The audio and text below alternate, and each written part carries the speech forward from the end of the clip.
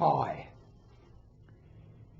If you're over 50, you've probably noticed it. In fact, we're all getting constant reminders of it nearly all the time. What am I talking about?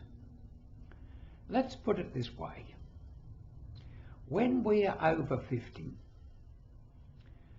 we are realizing our mortality. And we notice, most of us anyway, that we go to far more funerals than we ever go to weddings. When we're younger,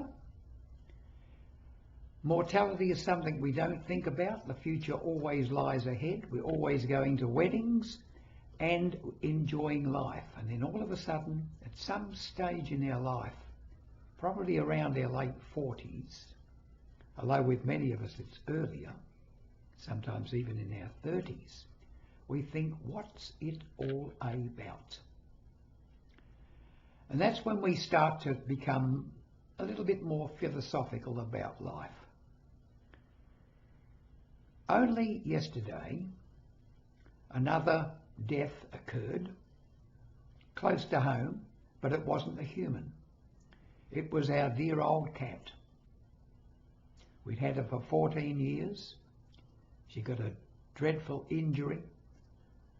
I decided to take her to the vet, which we did, and we saw her put to sleep in front of us. Brought her home and buried her. And I can tell you this, the tears flowed.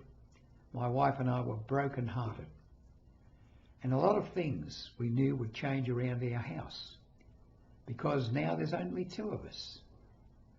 Earlier there were 3, because the cat was family. And what happens when you've been married for a long while and you have children, and the children leave home, and eventually they call us empty nesters.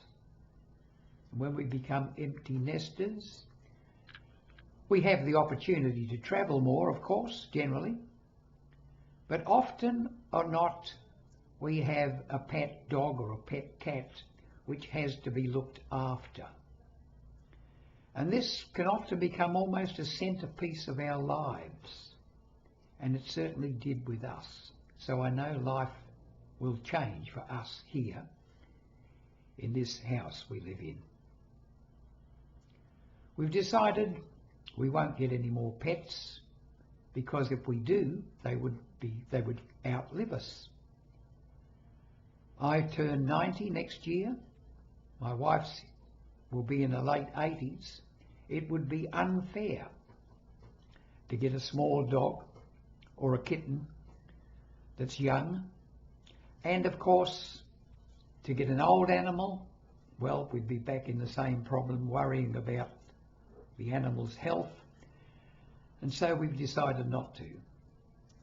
The point I'm making here in this video for retirees is this. Lots of loss occurs. When we look back over our lives, all of those people that we admired, perhaps, the movie stars, which were our heroes, they've gone. Our parents, our grandparents, they've gone too. We're at the front edge now. We're at the cutting edge. We're the ones next to go. This is why life becomes, I guess you could say, it's always been precious, but it becomes more meaningful because we know that we have to do the important things in living life in the now, because we don't have that much time ahead of us. As I said, I turn 90 next year.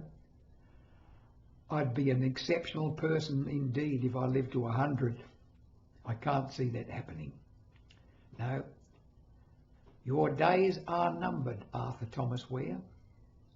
And so are you. So are yours, you listeners out there. Our days are numbered, and we start running towards our death, our bodily death, our physical death, from the moment we are born, maybe even from the moment we're conceived. So It doesn't worry me. I've never been afraid of death for a long, long while now, because I know that we are the life that inhabits the body. The body is just like a motor car. We get out and leave it behind. We don't even have to save it. We don't even have to lock it up. That's my view anyway. But as I said, we get to a certain age and we realise that life is precious. Every moment is precious. So get out there and enjoy it. Do the important things. And most of all, your relationships, the people you love, the people you care for. That's the most important thing in our lives. Making other people happy. That's what makes us happy. And that's what makes our life meaningful.